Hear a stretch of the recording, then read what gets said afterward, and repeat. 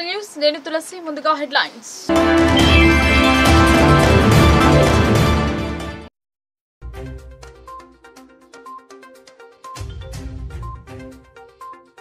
పహల్గాంలో ఉగ్రవాదుల దాడులను ఖండిస్తూ నిరసనలు నవీపేట్ దర్పల్లిలో స్వచ్ఛందంగా బంద్ పాటించిన వ్యాపార వర్గాలు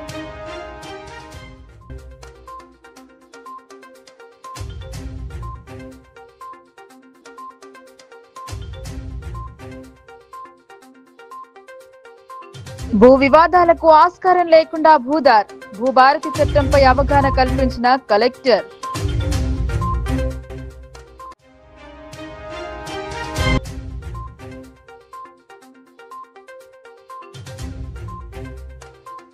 కాంగ్రెస్ పై కేసీఆర్ వ్యాఖ్యల పట్ల ఖండన అవసరమైతే చర్చకు సిద్ధమని పీసీసీ చీఫ్ ప్రకటన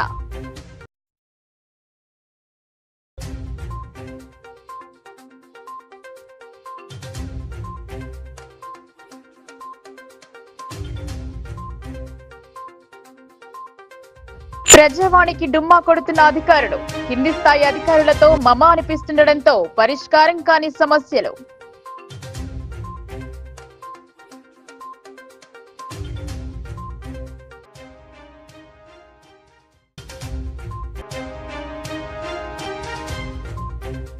ఊరి రుణం తీర్చుకోవడానికి ముందుకొచ్చిన యువకులు స్వర్గధామ రథాన్ని విరాళంగా ఇచ్చిన మార్గదర్శి సంఘం ప్రతినిధులు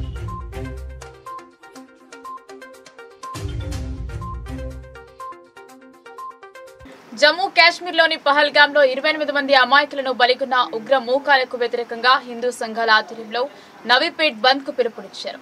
వ్యాపార వాణిజ్య సంస్థల దుకాణాలను మూసి ఉంచి బంద్ పాటించారు. నవీపేట్ బంద్ సక్సెస్ అయింది.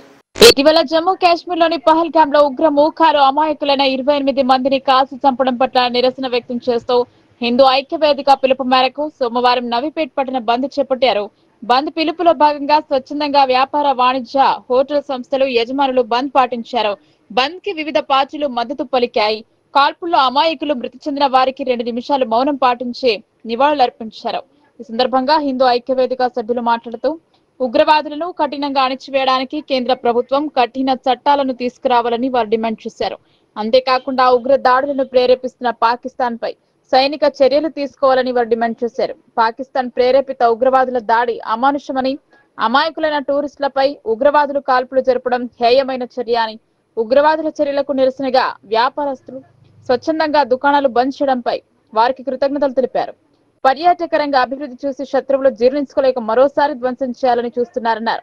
పహల్గాంలో హిందువులపై జరిగిన ఉగ్రవాద దాడికి ప్రతి భారతీయుని రక్తం మరుగుతుందని, ఉగ్రదాడికి తప్పక జవాబిచ్చి తీరాలన్నారు. ప్రపంచ దేశాలన్నీ భారత్ వైపు ఉన్నాయని అన్నారు. ఉగ్రవాదాన్ని ఉక్కుపాదంతో అణచివేసే చర్యలు ప్రధానమంత్రి నరేంద్ర మోడీ తీసుకుంటారని అన్నారు. ఈ కార్యక్రమంలో నవీపేట్ హిందూ ఐక్యవేదిక చైర్మన్ బునాది ప్రవీణ్, బీజేపీ మండల అధ్యక్షుడు సరీన్, మోస్రా సాయిరెడ్డి, భగవాన్, రాజేంద్ర కుమార్ గౌడ్, పిల్లి శ్రీకాంత్, నవీన్ రాజ్, డాంగి సతీష్, హిందూ ఐక్యవేదిక సభ్యులు, వివిధ పార్టీల నాయకులు, వ్యాపారస్తులు పాల్గొన్నారు.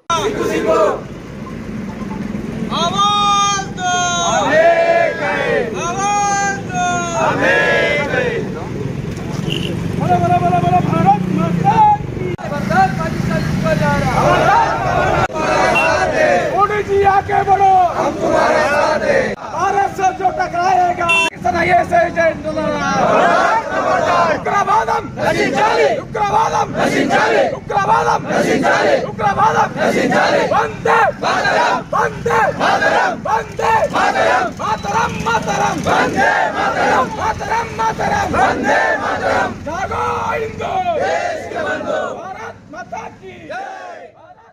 రాష్ట్ర ప్రభుత్వం ప్రతిష్టాత్మకంగా ప్రవేశపెట్టిన భూభారతి ఆర్ఓఆర్ 2025 నూతన చట్టం ద్వారా భూ వివాదాలకు ఆస్కారం లేకుండా ప్రభుత్వం ఆధార్ తరహాలోనే భూ కమతాలకు భూదార్ నెంబర్లను కేటాయించడం జరుగుతుందని కలెక్టర్ రాజీవ్ గాంధీ హనుమంతు తెలిపారు.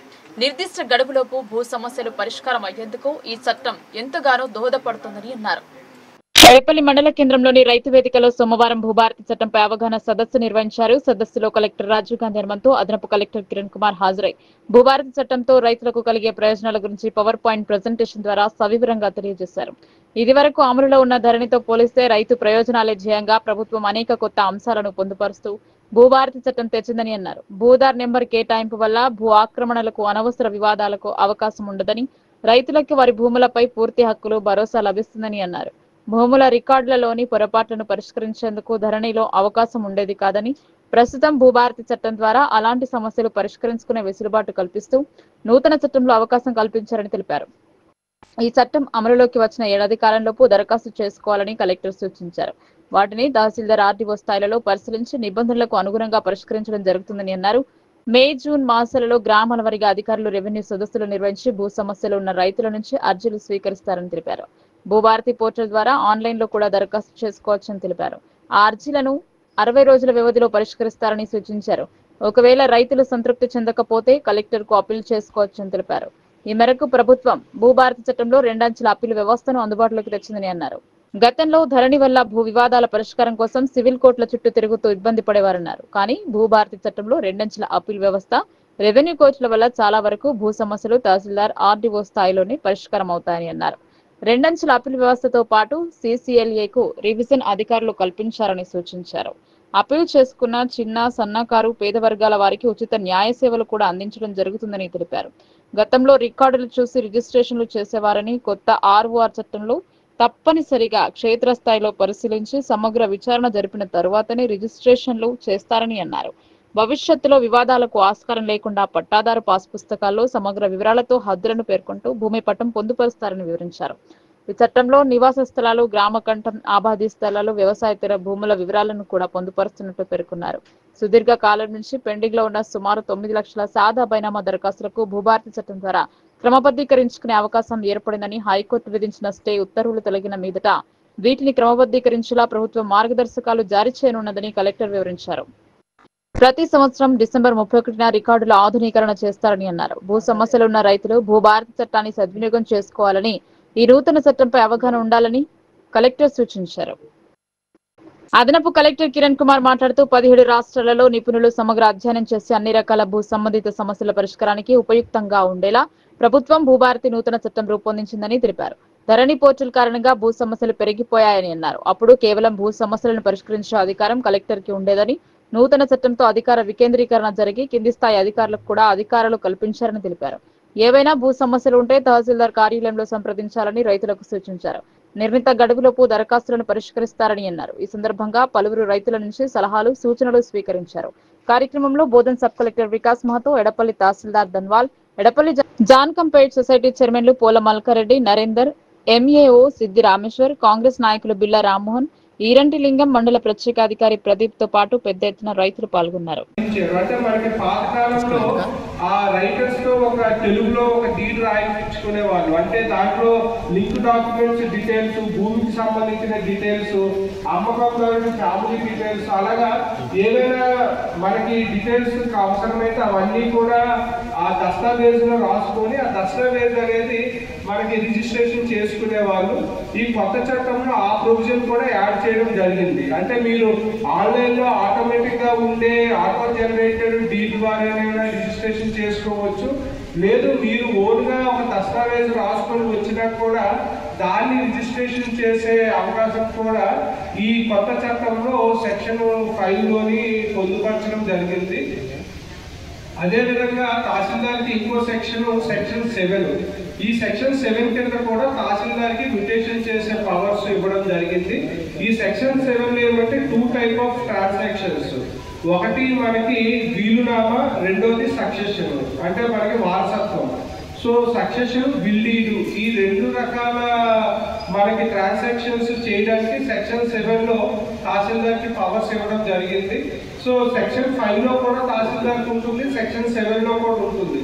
సో డిఫరెన్స్ ఏమంటే సెక్షన్ 5లో మీరు స్లాట్ బుక్ చేసుకున్న తర్వాత ఆటోమేటిక్గా మీరు తహసీల్ ఆఫీస్కి వెళ్తే ఇమీడియట్గా రిజిస్ట్రేషన్ జరుగుతుంది. ఈ సెక్షన్ 7లో వారసత్వము, వీలునామాకి సంబంధించిన ట్రాన్సాక్షన్స్ మీరు ఆన్లైన్లో మీరు సక్సెషన్కి అప్లై చేసిన తర్వాత ఇమీడియట్గా స్లాట్ బుక్ చేసుకోవడం కాకుండా తహసీల్దార్ ఎంక్వైరీ అనేది చేస్తారు. ఎందుకంటే మనకి పాత చట్టం ప్రకారంగా ఎంక్వైరీ ప్రొవిజన్ లేకపోవడం వల్ల చాలా గ్రామాల్లోని మనకి ఆల్మోస్ట్ అన్ని రెవెన్యూ విలేజ్లో వచ్చిన కంప్లైంట్ ఏమంటే ఒక రైతు ఎవరైతే చనిపోయారో వాళ్ళకి లీగల్ ఏజ్ అంటే వారసులు 5-6 ఉండొచ్చు. కానీ గ్రామంలో ఉన్న ఒక 2-3 వారసులు మాత్రమే ఆ సక్సెషన్ వారసత్వానికి అప్లై చేసుకొని స్లాట్ బుక్ చేసుకుని వెళ్ళి ఇమీడియట్గా రిజిస్ట్రేషన్ చేయించుకునేవాళ్ళు. తర్వాత రిమైనింగ్ వారసులు కొంతమంది గల్ఫ్లో ఉండేవాళ్ళు, కొందరు హైదరాబాద్లో ఉంటారు, కొందరు నిజామాబాద్లో ఉంటారు. వాళ్ళకి తెలియదు మిగిలిన వారసులు మనకి సక్సెషన్ చేసుకున్నారు అని. వాళ్ళు ఎప్పుడో 1 year 6 months తర్వాత విలేజ్కి వచ్చిన తర్వాత తెలిసేది. సో అలాంటప్పుడు రెక్టిఫై చేయడానికి కూడా మనకి పవర్స్ లేకపోతే సివిల్ కోర్టుకి అప్రోచ్ అయ్యేవాళ్ళు.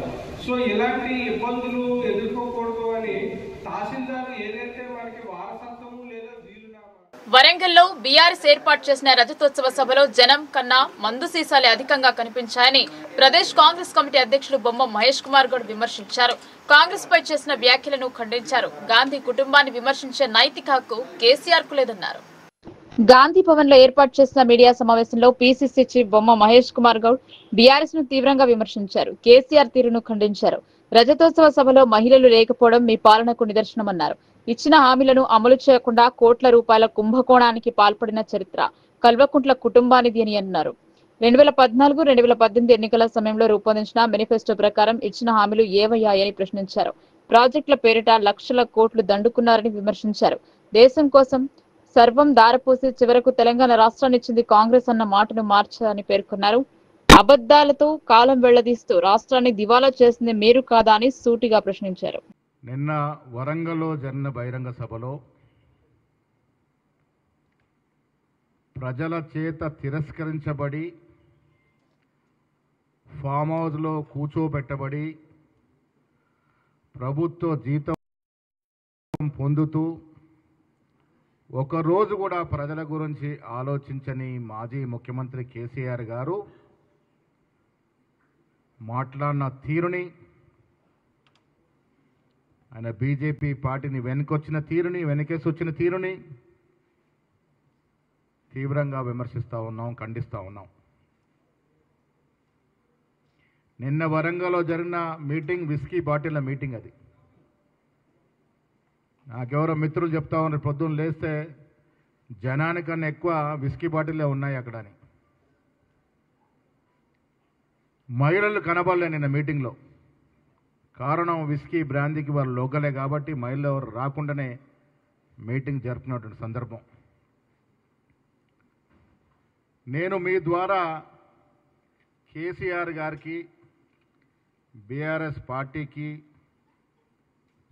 ఛాలెంజ్ విసురుతా ఉన్నాను. సమయం మీదే, వేదిక మీదే. మీరు ఎప్పుడంటే అప్పుడు చర్చకు సిద్ధం. మీరు 10 సంవత్సరాలుగా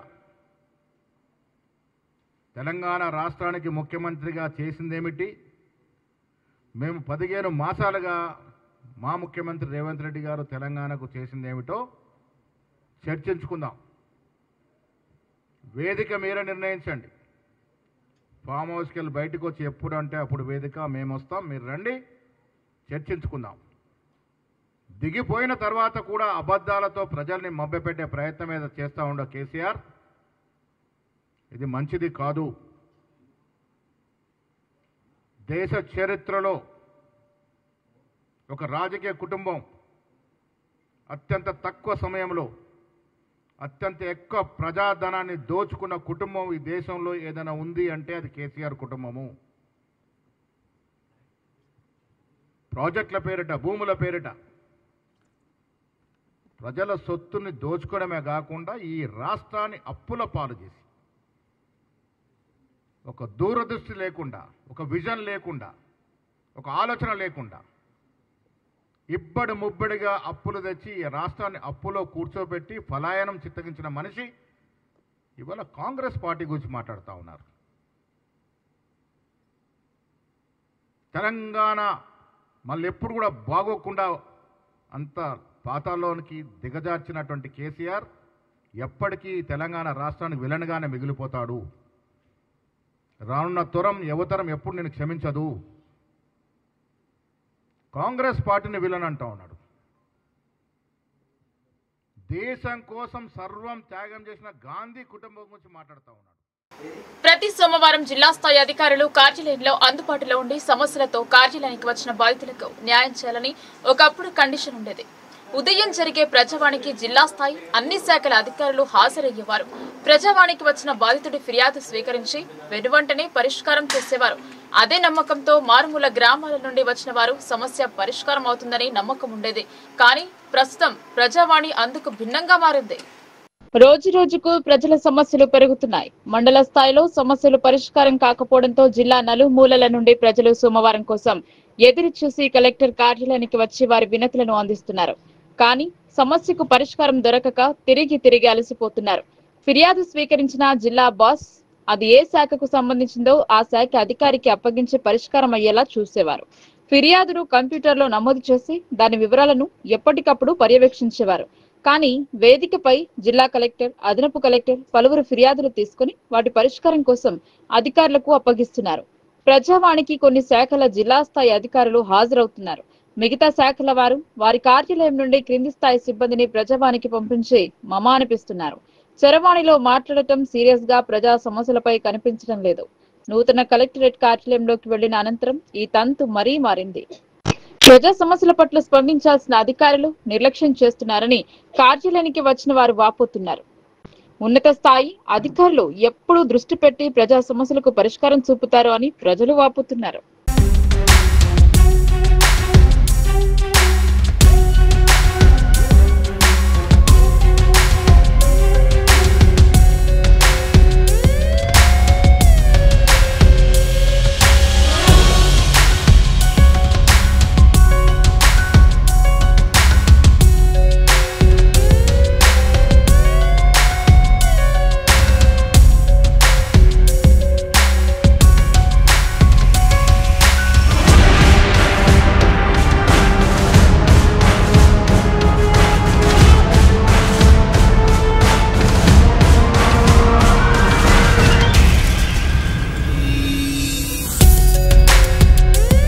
పుట్టిన గడ్డ రుణం తీర్చుకోవడానికి ఏదో ఒకటి చేసి రుణం తీర్చుకోవాలని భావించారు. సంఘంగా ఏర్పడి 2.5 లక్షలకు పైగా వెచ్చించి స్వర్గధామ రథాన్ని గ్రామానికి వితరణ చేశారు మార్గదర్శి సంఘం ప్రతినిధులు. భీమ్గల్ మండలం పురాణిపేట్ గ్రామంలో 13 మంది మార్గదర్శి సంఘం ఏర్పాటు చేసి ఊరికే ఆదర్శంగా నిలుస్తున్నారు. వీరు 2,60,000తో ఒక స్వర్గ రథాన్ని తయారు చేయించారు. ఎంపీడీఓని ఆహ్వానించి ఆయన చేతుల మీదుగా గ్రామ పంచాయతీకి అప్పగించారు. ఈ కార్యక్రమంలో మాజీ సర్పంచ్ తోట శంకర్ మాట్లాడుతూ ఊరికి ఏదో ఒకటి చేయాలనే ఉద్దేశంతో మార్గదర్శి సంఘం ఏర్పాటు చేసి 13 సభ్యులను కలిసి 2,60,000తో స్వర్గరథాన్ని తయారు చేయించామన్నారు. ఊర్లో ఇప్పటి వరకు స్వర్గరథం లేదని, ఎవరైనా చనిపోతే చాలా ఇబ్బంది అయ్యేదని దీన్ని దృష్టిలో పెట్టుకుని స్వర్గరథం తయారు చేయించామన్నారు. ఇంతటితో ఆగకుండా తమ వంతుగా మున్ముందు అనాథ శవాలను, దహన సంస్కారాలు, స్కూల్లో సేవా కార్యక్రమాలు, ఊర్లో ఎవరికి ఆపద వచ్చినా మేము ముందుండి నిలబడతామన్నారు. ఊర్లో ఏ కార్యక్రమానికైనా చేయడానికి మేము సిద్ధంగా ఉంటామని తెలిపారు. ఇవే కాకుండా ఇంకా ఎన్నో సేవా కార్యక్రమాలు చేస్తామని పేర్కొన్నారు. మమ్మల్ని ఆదర్శంగా తీసుకుని ఎవరైనా యూత్ సభ్యులు సేవా కార్యక్రమాలు పాల్గొనాలని కోరారు. ఈ కార్యక్రమంలో Thota Shankar, welding Ravi, Daidi Murali, Vadlamohan, R Krishna, Limbadri, Prasad, Janardhan, Dinesh, Sudhakar, Sai, Krishna, Mahender, secretary, కార్యబార్, వీడీసీ అధ్యక్షులు, గ్రామ ప్రజలు తదితరులు పాల్గొన్నారు. ప్రజావాణి కార్యక్రమానికి ప్రాధాన్యతనిస్తూ ఫిర్యాదులను సత్వరమే పరిష్కరించాలని అదనపు కలెక్టర్ అంకిత్ అధికారులకు సూచించారు. సమీకృత జిల్లా కార్యాలయాల సముదాయ సమావేశ మందిరంలో సోమవారం నిర్వహించిన ప్రజావాణి కార్యక్రమానికి 114 ఫిర్యాదులు అందాయి. జిల్లాలోని వివిధ ప్రాంతాల నుండి వచ్చిన ఫిర్యాదుదారులు తమ సమస్యను అదనపు కలెక్టర్ తో పాటు నిజామాబాద్ ఇన్ఛార్జ్ ఆర్టీఓ శ్రవంతి, నగరపాలక సంస్థ కమిషనర్ దిలీప్ కుమార్లకు విన్నవిస్తూ అర్జీలు సమర్పించారు. కాగా అర్జీలను పెండింగ్ లో పెట్టకుండా ఎప్పటికప్పుడు పరిశీలన జరుపుతూ సమస్యలను సత్వరమే పరిష్కరించాలని అదనపు కలెక్టర్ అధికారులకు సూచించారు. ఈ కార్యక్రమంలో వివిధ శాఖల అధికారులు పాల్గొన్నారు. కాగా ప్రజావాణిలో బహిష్కరణ, భూములు, ఇతర సమస్యలకు సంబంధించిన ఫిర్యాదులు వచ్చాయి. ఆలూరు మండలం దేగం గ్రామానికి చెందిన రాజకులను గ్రామ అభివృద్ధి కమిటీ బహిష్కరించిందని వాపోయారు. ఈ విషయంపై గత సంవత్సరం సెప్టెంబర్లో ఆర్మూర్ పోలీసులను ఆశ్రయించామని చెప్పారు. అలాగే జిల్లా కలెక్టర్ ను కలిసి వినతి పత్రం అందించామని తెలిపారు. అప్పుడు స్పందించిన అధికారులు గ్రామానికి వచ్చి విచారణ జరుపుతామని చెప్పినా ఇప్పటి వరకు సమస్యకు పరిష్కారం దొరకడం లేదని వాపోయారు. గ్రామంలో తమకు ఎవరూ మాట్లాడడం లేదని, కనీసం కిరాణా దుకాణాలలో సామాగ్రి ఇవ్వడం లేదని, అత్యవసర సమయంలో గ్రామం నుండి నడిచే వాహనాలలో సైతం ఎక్కించుకోవడం లేదని చెప్పారు. ప్రతి పనికి పక్క గ్రామంపై ఆధారపడాల్సిన అవసరం ఏర్పడిందని తెలిపారు. చాకలి కుటుంబానికి చెందిన 6 కుటుంబాలపై కక్షపూరితంగా వ్యవహరిస్తున్నారని పేర్కొన్నారు. అధికారుల కార్యాలయాల చుట్టూ తిరిగిన సమస్యకు పరిష్కారం దొరకడం లేదని వాపోయారు. మా బోరు గోడ పుంటి మేము బోరేసుకున్నాం. ఏడేసి పెద్ద మనుషులు ఆ బోరు పీకేసారు. బోరు పక్కలకి కింద పడేసిన తర్వాత మేము పోలీస్ స్టేషన్కి వచ్చినప్పుడు కూడా పట్టించుకుంటలేదు. ఇంకా దాని గురించి కలెక్టర్ ఆఫీస్కి వచ్చినాము. మాకు బైకట్టు చేసారు. అన్ని దుకాణాల సామాన్ ఇచ్చాడు, మిషన్లు, ట్రాక్టర్లు వేరే ఊళ్ళకి వెళ్ళి తెచ్చుకుంటాము. టైం ఉన్నప్పుడు అత్తున్నాయి, వాళ్ళకి అవసరం లేకపోతే అత్తలేవు. ఎంతో బాధపడి పొలాలు గోగిరిపోయినాక అన్నీ కింద పోయినాక పోసుకుంటున్నాము. మేము ఇదే అందుగురించి మేము ఆ కలెక్టర్ తాడికి సహకరించమని వచ్చినాము. దుకాణంలో సామాన్ ఇస్తలేరు, కొబ్బరి దుకాణాలు ఇస్తలేరు. ప్రతిది మాట బంద్ చేసుకున్నారు, బైకట్ చేసి ఊరోళ్ళంతా ఒక్కళ్ళు కూడా మాట్లాడతలేరు. మరి అందుకే మేము ఇంత బాధపడుతున్నాం. దారి వెంట వెళ్లే ప్రజల దాహార్తిని తీర్చేందుకు గోల్డెన్ జిమ్ ఆధ్వర్యంలో చలివేంద్రం ఏర్పాటు చేయడం అభినందనీయమని కొనియాడారు. చిన్ననాటి నుండి సామాజిక సేవా కార్యక్రమాలలో భాగస్వాములు కావాలని సామాజిక సేవాకర్త ఎంఏ హకీం అన్నారు. నిజామాబాద్ జిల్లా పోతంగల్ మండల కేంద్రంలోని వీక్లీ మార్కెట్ లో నానమ్మ పబ్బ లాలవ్వ తాతయ్య సాయన్న జ్ఞాపకార్థం గోల్డెన్ జిమ్ ఆధ్వర్యంలో సోమవారం చలివేంద్రం ఏర్పాటు చేశారు. చలివేంద్రం ప్రారంభోత్సవానికి పాల్గొన్న మండల మాజీ కోఆప్షన్ సభ్యులు ప్రముఖ సామాజిక సేవాకర్త doctor MA Hakeem ribbon cut చేసి చలివేంద్రంను ప్రారంభించారు. ఈ సందర్భంగా ఆయన మాట్లాడుతూ మండుతున్న ఎండల్లో రాకపోకలు సాగించే ప్రయాణికులు, వాహనదారులకు దాహార్తిని తీర్చేందుకు చలివేంద్రం ప్రారంభించడం జరిగిందన్నారు. ఎండాకాలం ముగిసేంత వరకు చలివేంద్రం కొనసాగుతుందని ఆయన పేర్కొన్నారు. పబ్బ శేఖర్ ఇప్పటి వరకు ఎన్నో సేవా కార్యక్రమాలు చేశారని ఆయన కొనియాడారు. ఇంత చిన్న వయసులో సేవా కార్యక్రమాలు చేయడం చాలా గొప్ప విషయమని అన్నారు. ఈ కార్యక్రమంలో Golden Gym proprietor Pabba Shekhar, BRS నాయకుడు పబ్బ నవీన్, పిరాజీ, జల్లపల్లి మాజీ ఎంపీటీసీ రాములు, ప్రశాంత్, గంగారాం, ఎంఆర్పీఎస్ నాయకులు రాములు, మల్లికార్జున్ తదితరులు ఉన్నారు. గ్రామం మంగళ బజార్లో పబ్బ శేఖర్ గారు చలివేంద్రం వాళ్ళ నానమ్మ తాత వాళ్ళ జ్ఞాపకార్థం చలివేంద్రం ప్రారంభించడం జరిగింది. ఇది చాలా పుణ్యమైన పని. లక్షల్లో కొంతమంది చేస్తారు. ఒక్కొక్క చుక్క నీళ్ళు తాగితే ఆ ఒక్కొక్క బొట్టు పుణ్యం కూడా ఆ శేఖర్ వస్తుంది. కాబట్టి చాలా సంతోషమైన పని. ఈరోజు అంగడి బజార్లో అంగడి ప్రజలకు ఇంత తీవ్రమైన ఎండలో మంచినీళ్ళకు తహతలాడిన సమయంలో ఉపశంకర్ గారు ఈ చలివేంద్రం పెట్టడం చాలా సంతోషమైన విషయం. కాబట్టి ఇటువంటి పనులు ప్రతి ఒక్కరు ముందుకొచ్చి చేయాలని నేను అందరికీ కోరుతున్నాను. కాబట్టి ఉపశంకర్కి చాలా చాలా ధన్యవాదాలు తెలుపుతున్నాను. దీంతో ఈ ఉపన్యాసం ఈరోజు తాత అమ్మల జ్ఞాపకార్థం అబ్బశేఖర్ చలివేంద్రాన్ని ప్రారంభించారు. దానికి హకీం గారు ఇప్పటికే ఎన్నో సేవలు చేస్తూ తన గుర్తింపు తెచ్చుకొని ఇక్కడికి వచ్చి దీన్ని ఓపెనింగ్ చేసేందుకు ప్రత్యేక ధన్యవాదాలు. వారితో పాటు రిటైర్డ్ పంచాయత్ సెక్రటరీ గంగాధర్ గారు, సూదం నగేష్, సూదం పీరాజీ, సూదం నవీన్, రాములు, జల్లపల్లి నుంచి వచ్చి ఈ ప్రారంభోత్సవాన్ని చేసినందుకు అందరికీ కూడా ధన్యవాదాలు. ఇట్లాగే ఆ తాత అమ్మల పేరు మీద ఎన్నో మంచి కార్యక్రమాలు చేయాలని చెప్పి కోరుకుంటూ అందరికీ. ఆపరేషన్ కగార్ పై బీఆర్ఎస్ ఎమ్మెల్సీ కవిత కీలక వ్యాఖ్యలు చేశారు. ఆపరేషన్ కగార్ ను వెంటనే నిలిపివేసి చర్చలకు పిలవాలన్నారు. తక్షణమే మావోయిస్టులను కేంద్ర ప్రభుత్వం శాంతి చర్చలు జరపాలన్నారు.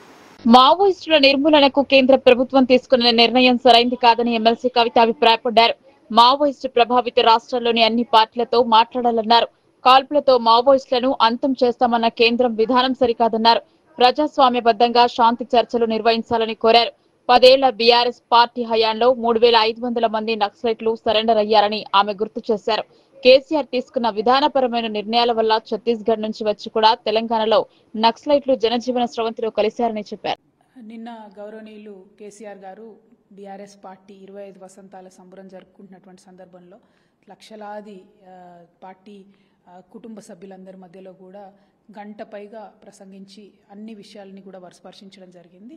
అందులో ప్రధానంగా ఆపరేషన్ కగార్ ఏదైతే చేస్తూ ఉన్నారో, నక్సలైట్లని కంప్లీట్గా అంతం చేస్తామని చెప్పి భారతీయ జనతా పార్టీ ఏదైతే పంతం పట్టి ముందుకు పోతుందో ఆ పంథా కరెక్ట్ కాదు, దాన్ని మార్చుకోవాలి. రాజ్యాంగం నిర్దేశించినటువంటి అంశాలలో భాగంగా ప్రజాస్వామ్యబద్ధంగా వారిని చర్చలకు, శాంతి చర్చలకు పిలిచి ఒక సొల్యూషన్ కనుక్కోవచ్చు అని చెప్పి కేసీఆర్ గారు చెప్పడం జరిగింది. గత 10 సంవత్సరాల బీఆర్ఎస్ పాలనలో 3500 పైచిలకు నక్సలైట్లు కూడా సరెండర్ అవ్వడం జరిగింది. వారందరూ కూడా జనజీవన స్రవంతిలో కలిసిపోవడం జరిగింది. సో నిన్నగాక మొన్న ఛత్తీస్గఢ్ నక్సలైట్లు కూడా వచ్చి తెలంగాణలో సరెండర్ అయ్యారంటే కేసీఆర్ గారు తీసుకున్నటువంటి విధానపరమైనటువంటి నిర్ణయానికి కొనసాగింపుగా దాన్ని భావించాల్సి వస్తుంది. ప్రధానంగా ఇవాళ ఛత్తీస్గఢ్లో ఆపరేషన్ కగార్ జరిగే చోట అది నక్సలైట్లు చనిపోయినా, మన పోలీసు వాళ్ళు చనిపోయినా, జవాన్లు చనిపోయినా, ఆదివాసీ మహిళలు కానీ ఆదివాసీ యువజనులు మరణించినా కూడా చనిపోయేది అందరూ కూడా మన దేశం వాళ్ళే. కాబట్టి ఒక సానుకూలమైనటువంటి వాతావరణంలో కేంద్ర ప్రభుత్వం ఆలోచన చేయాలి, చర్చలకు పిలవాలి. చర్చలకు నక్సలైట్లను పిలిచేటటువంటి క్రమంలో అన్ని రాష్ట్రాలు, ఈ రెడ్ కారిడార్లో ఉన్న అన్ని రాష్ట్రాలు, అక్కడ ఉండేటటువంటి అన్ని పొలిటికల్ పార్టీస్ని కలుపుకుంటే రేపు పొద్దున ఈ సమస్య పునరావృతం కాకుండా ఉండేటటువంటి ఆస్కారం ఉంది. కాబట్టి కేంద్ర ప్రభుత్వం తక్షణమే నక్సలైట్లను చర్చలకు పిలవాలని చెప్పి. నవీపేట్ మండలంలో దారుణం జరిగింది. అనంతగిరి గ్రామంలో మామను హత్య చేసిన అల్లుడు ఘటన కలకలం రేపింది. నవీపేట్ మండలం అనంతగిరి గ్రామంలో దారుణం చోటు చేసుకుంది. ఛత్తీస్గఢ్ రాష్ట్రం నుంచి జీవనోపాధి నిమిత్తమై వచ్చిన రాజేష్ దుర్గే కుటుంబం కూతుర్ని ఇబ్బందులకు గురి చేస్తున్నాడని అల్లుడు రాజేష్ దుర్గేతో గొడవ పడ్డారు మామ బిలాంగ్ సింగ్. ఈ వివాదం కాస్త చిలికి గాలివానలా మారింది. ఈ గొడవలో ఇద్దరి మధ్య మాట పెరగడంతో మామ బొలాంగ్ సింగ్ పై అల్లుడు రాజేష్ ఇటుక రాయితో దాడి చేయడంతో తీవ్ర గాయాల పాలై బిలాంగ్ సింగ్ అక్కడికక్కడే మృతి చెందాడు. సంఘటనా స్థలాన్ని పరిశీలించిన Nizamabad north rural CI Srinivas, SI Vinay case నమోదు చేసి దర్యాప్తు చేపట్టారు. నిన్న నవీపేట మండలం అనంతగిరి విలేజ్ లో మర్డర్ జరిగింది. వీళ్ళంతా ఛత్తీస్గఢ్ చెందిన కూలీ పని చేయడానికి వచ్చింది ఇక్కడికి. డిసిజన్ పేరు బిలం అని, 58 ఇయర్స్ ఉంటాయి. ఎవరైతే వీళ్ళ అల్లుడు ఉంటాడో సొంత బిడ్డ వాళ్ళ భర్త రాజేష్ విరువే అని, ఈయనకు 28 ఇయర్స్ ఉంటాయి. సొంత అల్లుడే మామని నిన్న రాత్రి ఇటుకరాయితోటి తల మీద కొట్టి చంపడం జరిగింది. వీళ్ళు దాదాపు 2 నెలల క్రితము అనంతగిరి విలేజ్కి వచ్చి కూలీ పనులు చేసుకుంటున్నారు. ఈ ఎవరైతే మృతుడు ఉన్నాడో వాళ్ళ బిడ్డ అల్లుడితో పాటు, నేరస్తునితో పాటు వాళ్ళ దగ్గరనే ఉంటాడు. ఈ ఎవరైతే నేరస్తుడు రాజేష్ ఉన్నాడో ఈయన మందు దాగి వాళ్ళ బిడ్డని ఫిజికల్గా, మెంటల్గా హరాస్మెంట్ చేస్తున్నప్పుడల్లా కూడా మామ కల్పించుకొని మందలించేది. ఈ ఫ్యామిలీ విషయాలలో అన్నింటిలో ఈ మామ ఇన్వాల్వ్మెంట్ ఉంటుంది, నన్ను డామినేట్ చేస్తున్నాడు అని చెప్పేసి ఎప్పటి నుంచో ఈయన కక్ష పెట్టుకొని ఉన్నాడు. నిన్న రాత్రి కూడా గొడవ పడ్డారు వీళ్ళు. ఈయన గొడవ పడతా ఉంటే మృతుడు అడ్డుపడితే నువ్వేంది ప్రతిసారి నాకు అడ్డు రావడం అని చెప్పేసి ఎవరైతే నేరస్తుడు రాజేష్ ఉన్నాడో ఇటుక రాయితోటి తల మీద విచక్షణ రాయితీని కొట్టడం వల్ల మొత్తం ఇంజురీస్ అయ్యి అక్కడికక్కడ ఇక్కడ చనిపోయాడు. మేము నిన్న మర్డర్ కేసు కింద నమోదు చేసుకున్నాం. ఇవాళ నేరస్తుడు రాజేష్. కాశ్మీర్లో పర్యాటకులపై ఉగ్రవాదులు చేసిన ఘటనను యావత్తు భారత ప్రజలు ఖండిస్తున్నారు. భీమ్గల్ ఆర్య వైశ్య సంఘం ఆధ్వర్యంలో మృతి చెందిన వారికి సంతాపంగా శాంతి ర్యాలీ నిర్వహించారు. భీమ్గల్ మండలంలో జమ్మూ కాశ్మీర్ పహల్గామ్ ఉగ్ర దాడిలో మరణించిన అమరుల ఆత్మలకు శాంతి చేకూరాలని, అమరులకు ఆత్మశాంతి కలగాలని కోరుకుంటూ భీమ్గల్ మండల కేంద్రంలో కొవ్వొత్తుల శాంతి ర్యాలీ నిర్వహించిన 2 నిమిషాల మౌనం పాటించారు. ఇది పిరికి పందుల చర్యగా అభివర్ణించారు. పాకిస్తాన్ చిల్లర కార్యక్రమాలకు పాల్పడుతూ హిందువులను చంపడాన్ని తీవ్రంగా ఖండిస్తున్నామన్నారు. ఇటు కార్యక్రమంలో Bheemgal Arya Vaishya town president Labhishetti Suresh, vice president Pelli Sudarshan, secretary నవత సీను, వారి కార్యవర్గం, మండల ఆర్యవైశ్య సంఘం అధ్యక్షులు పి బైరయ్య, ఉపాధ్యక్షులు కొత్త శంకర్, సెక్రటరీ ముత్యం, ప్రకాష్, క్యాషియర్ గట్టు రవీందర్, శ్రీనివాస్, ప్రవీణ్ భూపాల్ ఆర్యవైశ్యులు పాల్గొన్నారు. కాశ్మీర్లో పహల్గామ్ ఈరోజు అంటే 3 days 4 days కింద జరిగిన సంఘటన ఒక హిందువులపై నువ్వు హిందువా, నువ్వు ముస్లిమా అని ఒక మనిషి టెస్ట్ చేసి చంపడం బాధాకరం. ఒరే మూర్ఖులారా, మీరు ఇలా కేంద్ర ప్రభుత్వం మీకు తగిన గుణపాఠం చెప్తుంది. ఒరే కొడుకులారా, ఒక వ్యక్తికి 42 బుల్లెట్లు దిగితే మీకు 82 బుల్లెట్లు దిగడానికి సిద్ధంగా ఉన్నది భారత ప్రభుత్వం. ఇలా మోడీ తీసుకునే నిర్ణయం చాలా పవిత్రమైంది. ఇలా చూస్తూ ఊరుకుని జరుగుతుంది. ఇలా పాకిస్తాన్కు నీళ్లు ఆపడం వదిలేనే కాలాపరగచ్చే పాకిస్తానా, నీకు ఇది ముందు జాగ్రత్త తెలియదారా? ఇక్కడ నుంచి జాగ్రత్త ఉండి బిడ్డ, మా హిందువుల ఐక్యత ప్రతి ఒక్క రాష్ట్రంలో ఉంది. మేము చూపిస్తలేం, బయటకు వస్తే మాత్రం మీకు బుద్ధి చెప్పాల్సిన అవసరం ఉంది. బోలో భారత్ మాతా కీ జై. పెహల్గాంలో ఏదైతే ఉగ్రవాదులు జరిపినటువంటి దాడి ఉన్నదో చాలా హేయమైనటువంటి చర్య. ఎందుకంటే అక్కడ మరి ప్రత్యేకించి ఒక వర్గాన్ని, ఒక మతాన్ని టార్గెట్ చేసి చంపడం ఏదైతే ఉన్నదో ఇది చాలా దిగ్భ్రాంతికరమైనటువంటి చర్య. దీనిని మేము తీవ్రంగా ఖండిస్తున్నాం. ఈరోజు వైశ్య సంఘం భీమ్గల్ ఆధ్వర్యం లోపల మేము క్యాండిల్ ర్యాలీ తీయడం జరిగింది. వారి మృతులకు సంతాపంగా మేమందరం వారికి సంతాపం తెలపడం జరిగింది. ఇది ఏదైతే ఉన్నదో దీన్ని మేము చాలా తీవ్రంగా పరిగణిస్తున్నాం. ఎందుకంటే ఎక్కడ ఉన్న ఉగ్రవాదం ఏదైతే ఉన్నదో ఈరోజు ప్రపంచానికి అశాంతి కలిగిస్తున్నది. ప్రపంచం ఎన్నో దేశాలు ఉగ్రవాద రూపం లోపల చాలా క్లిష్ట పరిస్థితిని ఎదుర్కొంటున్నాయి. కాబట్టి మేము కూడా ఒక హెచ్చరిక రూపకంగా ఈ భారతదేశం నుంచి ఒక సందేశం పంపదలుచుకున్నాం. ఇక్కడ ఉన్న మన పక్క దేశాలైన ముఖ్యంగా పాకిస్తాన్, బంగ్లాదేశ్ లాంటి దేశాలు ఇలా మన చుట్టుపెట్టు మన దేశం మీద ఏదో చేయాలా, ఏదో సాధించాలనే తపనతో ఉన్నాయి. ఇది ఎప్పటికీ కూడా వాళ్ళు గెలవలేరు, వాళ్ళు ఏం సాధించలేరు. ఎందుకంటే ఇక్కడ ఉన్నటువంటి ప్రభుత్వం ఏదైతే ఉన్నదో చాలా పటిష్టమైనటువంటి ప్రభుత్వం ఉన్నది. ఏదో చూసి చూడనట్టుగా ఉంటున్నారని ఎప్పుడు అనుకోకండి. ఖచ్చితంగా మీ మీద తగు చర్య తీసుకుంటారు. ఒకవేళ తిరగబడే ప్రయత్నం చేస్తే ప్రపంచ పటంలోనే మీ 2 దేశాలు ఉంటాయని మేము సభాముఖంగా తెలుపుతున్నాం. ఎందుకంటే ఇది ప్రజల లోపల వచ్చినటువంటి చైతన్యం.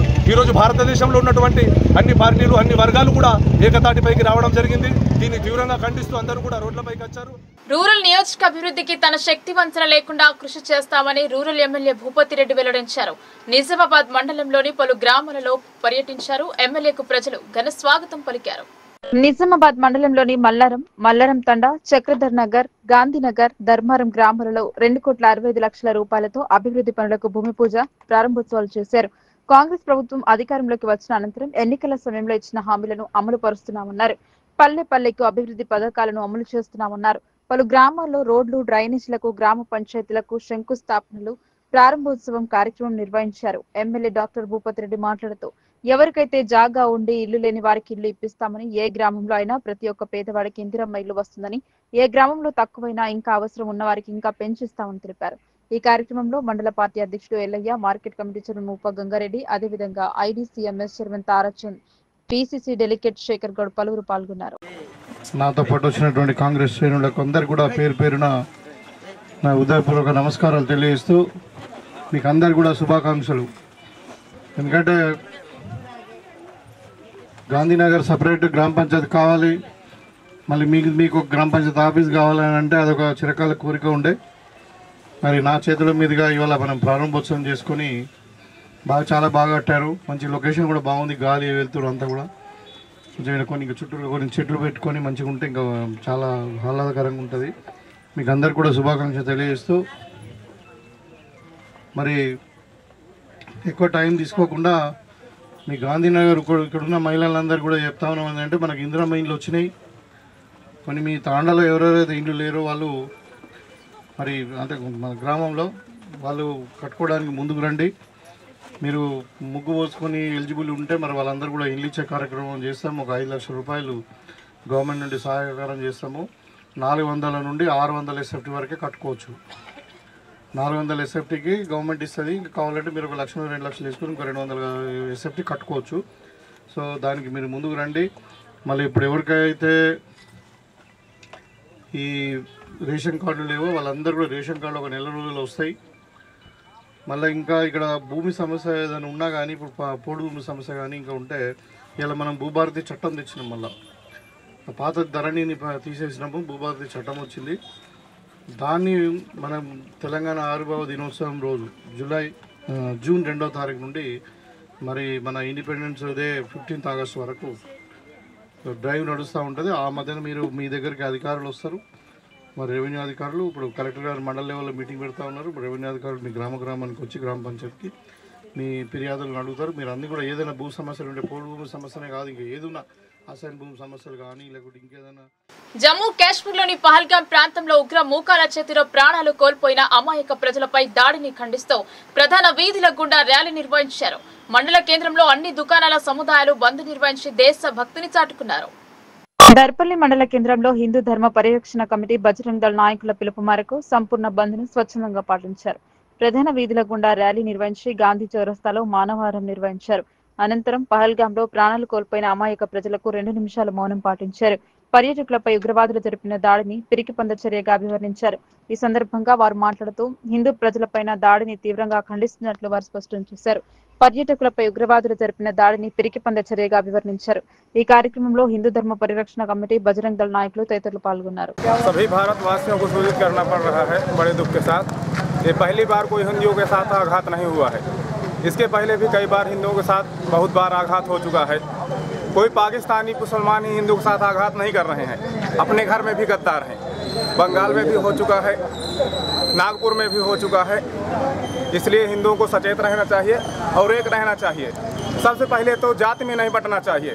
मैं ठाकुर हूँ, मैं रेड्डी हूँ, मैं कोमटी हूँ, मैं बनिया हूँ, मैं चमार हूँ, मैं अहिर हूँ, मैं ब्राह्मण हूँ। इन सब जातियों से दूर होकर हिंदुओं को एक रहना चाहिए।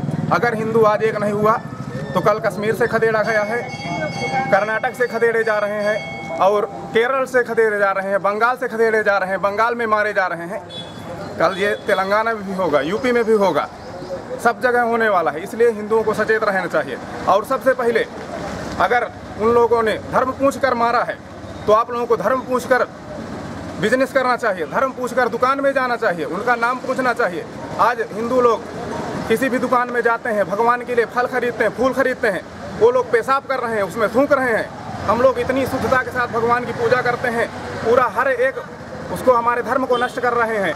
हमसे ही खाते हैं और हमारे ऊपर ही गद्दारी करते हैं, हमको ही मारने के ऊपर टूटते हैं, हमें ही मारने में लगे हुए हैं। इसलिए मैं सभी धर्म हिंदुओं को सचेत करना चाहता हूँ कि अगर हिंदू आज एक नहीं हुआ तो कल पाकिस्तान से घुस के आकर इधर मार के गए हैं और आगे आने वाले समय में ये हिंदुस्तान ही मुसलमान हमको मारेंगे। इसलिए सभी हिंदू धर्म वालों को జిల్లా పోలీస్ కమిషనర్ సాయి చైతన్య నగరంపై ప్రత్యేక దృష్టి సారించారు. గతంలో కార్డన్ సెర్చ్ కార్యక్రమాన్ని నిర్వహించి సోదాలు జరిపేవారు. ప్రస్తుతం ఫుడ్ పెట్రోలింగ్ నిర్వహిస్తున్నారు. వివిధ ప్రాంతాలలో తనిఖీలను చేపట్టారు. నిజామాబాద్ నగరంలోని 2వ టౌన్ పరిధిలో గల గాజులపేటలోని ఖిల్లా రోడ్, హతాయి గలీ, బడా బజార్ దారు గలీలో ఫుడ్ పెట్రోలింగ్ నిర్వహించారు. నిజామాబాద్ పోలీస్ కమిషనర్ సాయి చైతన్య ఆదేశాల మేరకు నగల శ్రీనివాస్ రాజు, 2వ town SI Yasir Arafat patrolling నిర్వహించి వాహనాలు తనిఖీ చేశారు. ఇటీవల జరుగుతున్న దొంగతనాలు, నేరాల నియంత్రణ, మైనర్ డ్రైవింగ్ నిరోధించడానికి 40 మంది పోలీస్ సిబ్బందితో కలిసి ఫుడ్ పెట్రోలింగ్ నిర్వహించడం జరిగింది. ఈ సందర్భంగా ఎలాంటి ధృవపత్రాలు లేని 38 బైక్లను, ఆటోలను సీజ్ చేశారు. ప్రజలు జాగ్రత్తగా ఉండాలన్నారు. అనుమానితులు ఎవరైనా కనిపిస్తే పోలీసులకు సమాచారం అందించాలన్నారు.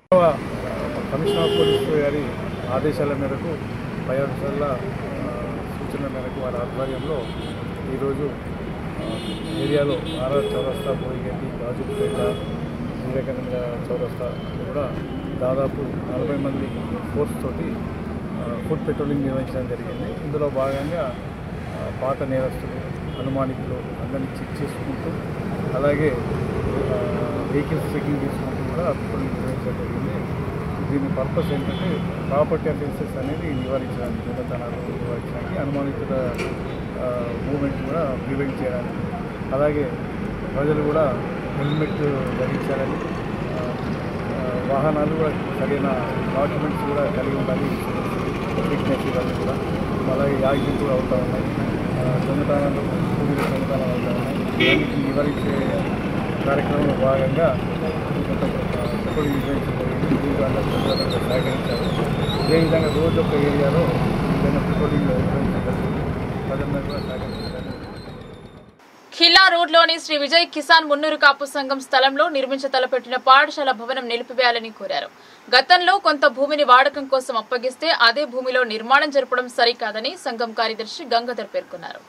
జిల్లా విద్యాశాఖ నిర్లక్ష్యం వల్ల శ్రీ విజయ్ మున్నూరు కాపు సంఘానికి చెందిన స్థలం కబ్జాకు గురవుతుందని మున్నూరు కాపు సంఘ ప్రతినిధులు ప్రజావాణిలో ఫిర్యాదు చేశారు. స్థలానికి చెందిన వివరాల కోసం సమాచార హక్కు చట్టం కింద సమాచారం కోరినా సహకరించడం లేదన్నారు. ఇటీవల గతంలో వాడుక కోసం ఇచ్చిన స్థలంలో నూతన భవనానికి భూమి పూజ చేయడంపై అభ్యంతరం తెలిపారు. నేను విజయ్ కిసాన్ మున్నూరు కాపు సంఘం సెక్రటరీని. మా అధ్యక్షుడు సింగటి ప్రవీణ్ గారు ఇక్కడ ఉన్నారు.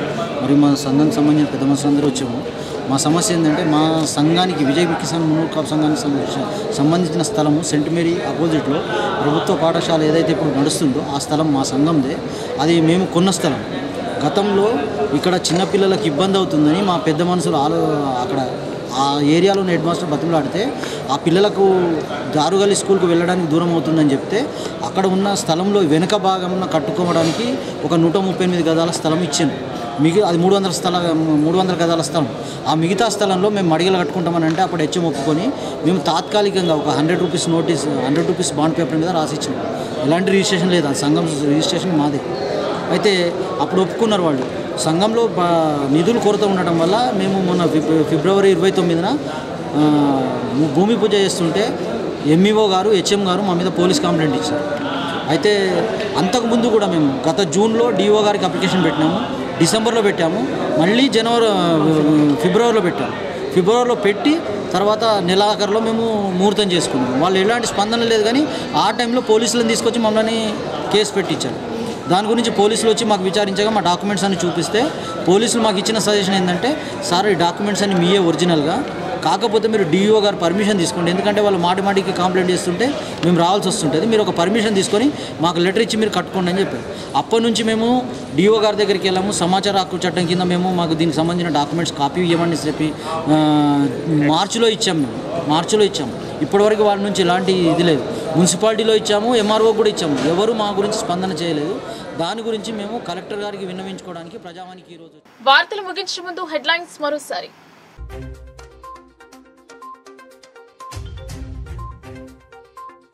పహల్గాంలో ఉగ్రవాదుల దాడులను ఖండిస్తూ నిరసనలు. నవీపేట్ దర్పల్లిలో స్వచ్ఛందంగా బంద్ పాటించిన వ్యాపార వర్గాలు.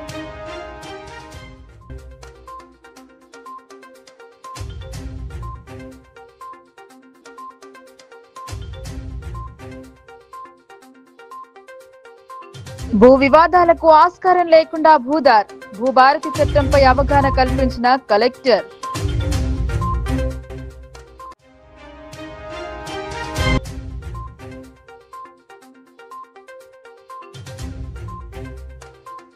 కాంగ్రెస్ పై కేసీఆర్ వ్యాఖ్యల పట్ల ఖండన. అవసరమైతే చర్చకు సిద్ధమని పీసీసీ చీఫ్ ప్రకటన.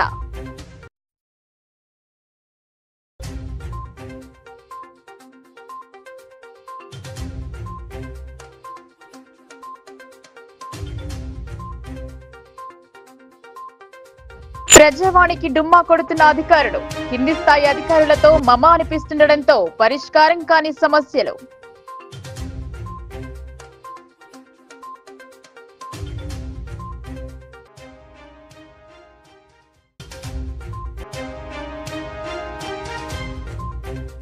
ఊరి రుణం తీర్చుకోవడానికి ముందుకొచ్చిన యువకులు. స్వర్గధామ రథాన్ని విరాళంగా ఇచ్చిన మార్గదర్శి సంఘం ప్రతినిధులు.